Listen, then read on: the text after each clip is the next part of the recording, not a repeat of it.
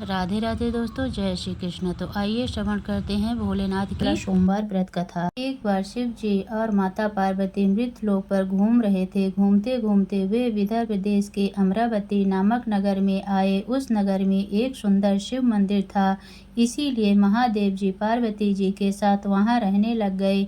एक दिन बातों बातों में पार्वती जी ने शिव जी को चौसर खेलने के लिए कहा। शिव जी राजी हो गए और चौसर खेलने के लिए गए। उसी समय मंदिर का पुजारी दैनिक आरती के लिए आया। पार्वती ने पुजारी से पूछा, बताओ हम दोनों में से चौसर में कौन जीतेगा। वे पुजारी भगवान शिव का भक्त था और उसके मुख से तुरंत निकल पड़ा, महादेव जी जीतेंगे। चौसर का खेल खत्म होने पर पार्वती जी जीत गईं और शिव जी हार गए। पार्वती जी ने क्रोधित होकर उस पुजारी को श्राप देना चाहा, तभी शिव जी ने उन्हें रोक दिया और कहा कि ये तो भाग्य का खेल है, उसकी कोई गलती नहीं है। फिर भी माता पार्वती ने उस कोढ़ी होने का श्राप दे दिया और उसे कोढ़ हो गया। काफी समय तक वो कोढ़ से पीड़ित रहा। एक दिन एक अप्सरा उस मंदिर में शिव जी की आराधना के लिए आई और उसने उस पुजारी कोढ़ को देखा।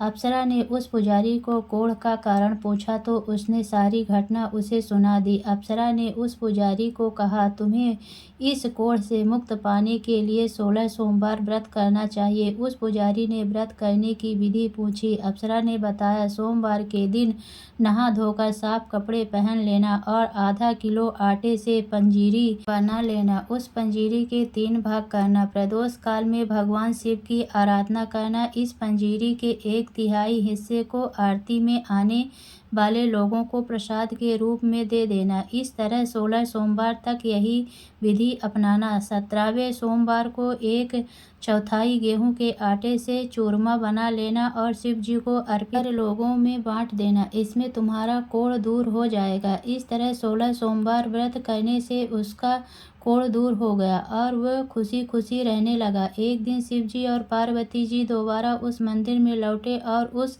पुजारी को एकदम स्वस्थ देखा। पार्वती जी ने उस पुजारी से स्वस्थ लाभ होने का राज पूछा। उस पुजारी ने कहा उसने 16 सोमवार व्रत किए जिससे उसका कोढ़ दूर हो गया। पार्वती जी इस व्रत के बारे में सुनकर बहुत प्रसन्न हुई। उन्होंने भी ये व्रत किया और इससे उनका पुत्र वापस घर लौट आया और आज्ञाकारी बन गया। कार्तिकेय ने अपनी माता से उनके मानसिक परिवर्तन का कारण पूछा जिससे वे वापस घर लौट आए। पार्वती ने उन्हें इन सब के पीछे 16 सोमवार व्रत के बारे में बताया। कार्तिकेय यह सुनकर बहुत खुश हुए। कार्तिकेय ने अपने दूर गए ब्राह्मण मित्र से मिलने के लिए उस व्रत को किया और 16 सोमवार होने पर उनका मित्र उनसे मिलने वापस लौट आया। उनके मित्र ने इस राज का कारण पूछा तो कार्तिकेय ने 16 सोमवार व्रत की महिमा बताई। यह सुनकर उस ब्राह्मण मित्र ने भी विवाह के लिए 16 सोमवार व्रत रखने के लिए विचार किया। एक दिन राजा अपनी पुत्री के विवाह की तैयारियां कर रहा था। कई राजकुमार राजा की पुत्री से विवाह करने के लिए आए। राजा ने एक शर्त रखी कि जिस भी व्यक्ति के गले में हाथिनी वरमाला डालेगी उसके साथ ही उसकी पुत्री का विवाह होगा। ब्राह्मण भी वही था और भाग्य से उस हाथिनी ने उस ब्राह्मण के गले में वरमाला डाल दी और शर्त के अनुसार राजा ने उस ब्राह्मण से अपनी पुत्री का विवाह कर दिया। एक दिन राजकुमारी ने ब्राह्मण से पूछा, आपने ऐसा क्या पुण्य किया जो हाथिनी ने दूसरे सभी राजकुमारों को छोड़कर आपके गले में वरमाला डाली। उसने कहा, प्रिय, मैंने अपने मित्र कार्तिकेय के कहने पर 16 सोमवार व्रत किए थे। उसी के परिणाम स्वरूप तुम लक्ष्मी जैसी दुल्हन मुझे मिली। राजकुमारी यह सुनकर बहुत प्रभावित हुई और उसने भी पुत्र प्राप्ति के लिए 16 सोमवार व्रत रखा। फलस्वरूप उसके एक सुंदर पुत्र का जन्म हुआ और जब पुत्र बड़ा हुआ तो पुत्र ने पूछा, माँ, आपने ऐसा क्या किया जो आपको मेरे जैसा पुत्र मिला। उसने भी पुत्र को 16 सोमवार व्रत की महिमा बताई। यह सुनकर उसने भी राजपाट की इच्छा के लिए ये व्रत रखा। उसी समय एक राजा अपनी पुत्री के विवाह के लिए वर तलाश कर रहा था तो लोगों ने उस बालक को विवाह के लिए उचित बताया। राजा को उसकी सूचना मिलते ही उसने अपनी पुत्री का विवाह उस बालक के साथ कर दिया। कुछ सालों बाद जब राजा की मृत्यु हुई तो वे राजा बन गया, क्योंकि उस राजा के कोई पुत्र नहीं था। राजपाट मिलने के बाद भी सोमवार व्रत करता रहा। एक दिन 17वें सोमवार व्रत पर उसकी पत्नी को भी पूजा के लिए शिव मंदिर आने को कहा, लेकिन उसने कुछ आने के बजाय दासी को भेज दिया। ब्राह्मण पुत्र के पूजा खत्म होने के बाद आकाशवाणी हुई, तुम अपनी पत्नी को अपने महल से दूर रखो वरना तुम्हारा विनाश हो जाएगा। ब्राह्मण पुत्र ये सुनकर बहुत आश्चर्यचकित हुआ। महल वापस लौटने पर उसने अपने दरबारियों को भी ये बात बताई तो दरबारियों ने कहा कि जिसकी वजह से ही उसे राजपाट मिला है वे उसी को महल से बाहर निकालेगा, लेकिन उस ब्राह्मण पुत्र ने उसे महल से बाहर निकाल दिया। वो राजकुमारी भूखी प्यासी एक अनजान नगर में आई। वहाँ एक बुढ़िया औरत धागा बेचने बाजार जा रही थी। जैसे ही उसने राजकुमारी को देखा तो उसने उसकी मदद करते हुए उसके साथ व्यापार में मदद करने को कहा।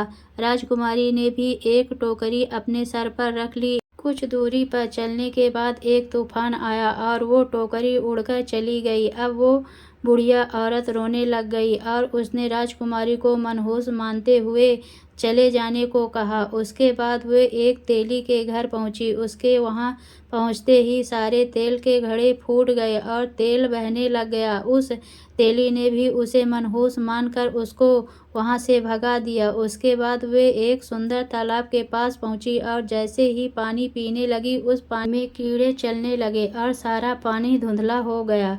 अपने दुर्भाग्य को कोसते हुए उसने गंदा पानी पी लिया और पेड़ के नीचे सो गई। जैसे ही वे पेड़ के नीचे सोई उस पेड़ की सारी पत्तियां झड़ गई। अब वो जिस पेड़ के पास जाती उसकी पत्तियां गिर जाती। ऐसा देखकर वहां के लोग मंदिर के पुजारी के पास गए। उस पुजारी ने उस राजकुमारी का दर्द समझते हुए उसने कहा, बेटी तुम मेरे परिवार के साथ रहो, मैं तुम्हें अपनी बेटी की तरह रखूंगा, तुम्हें मेरे आश्रम में कोई तकलीफ नहीं होगी। इस तरह वह आश्रम में रहने लग गई। अब वो जो भी खाना बनाती या पानी लाती उसमें कीड़े पड़ जाते। ऐसा देखकर वो पुजारी आश्चर्यचकित होकर उससे बोला, बेटी तुम पर ये कैसा कोप है जो तुम्हारी ऐसी हालत है। उसने वही पूजा में न जाने वाली कहानी सुनाई। उस पुजारी ने शिवजी की आराधना की और उसको 16 सोमवार व्रत करने को कहा, जिससे उसे जरूर राहत मिलेगी। उसने 16 सोमवार व्रत किया और 17वें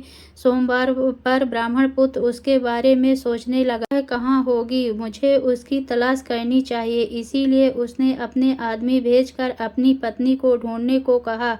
उसके आदमी ढूंढते ढूंढते उस पुजारी के घर पहुंच गए और उन्हें वहां राजकुमारी का पता चल गया।